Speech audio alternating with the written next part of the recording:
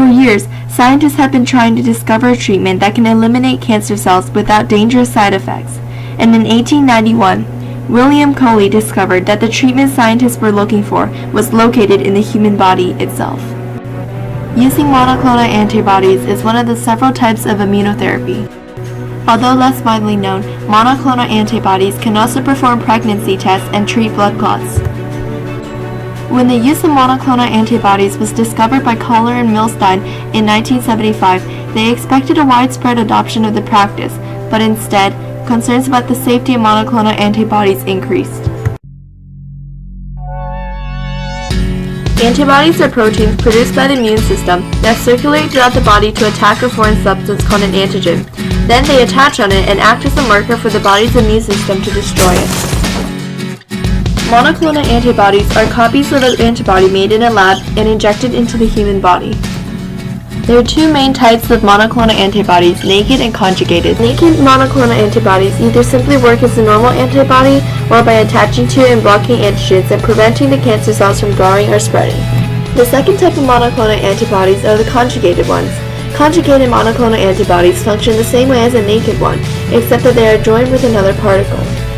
It travels throughout the body until it finds the target antigen, and then it uses a homing device to bring the particle or drug to a cancer cell. There are two types of conjugated monoclonal antibodies: radio-labeled antibodies, also known as radioimmunotherapy, and chemo-labeled antibodies. Radio-labeled antibodies are joined with small radioactive particles that will be directly delivered to cancer cells. Chemo-labeled monoclonal antibodies, also known as antibody-drug conjugates, are joined with the powerful chemotherapy drug. If this drug was used on the patient on its own, it would cause damage to other cells, so by attaching it to a monoclonal antibody, the chemotherapy drug will only target cells detrimental to the human body.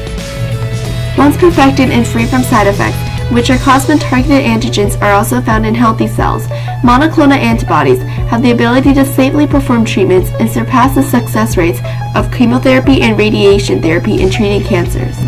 Aside from treating cancer, monoclonal antibodies can also be useful in pregnancy tests. Because monoclonal antibodies have a high selective binding to amino acid subsets of HCG, which is the human chorionic gonadotropin hormone, monoclonal antibodies can detect abnormalities by finding the chorionic gonadotropin in the human urine or serum and change color if it is detected.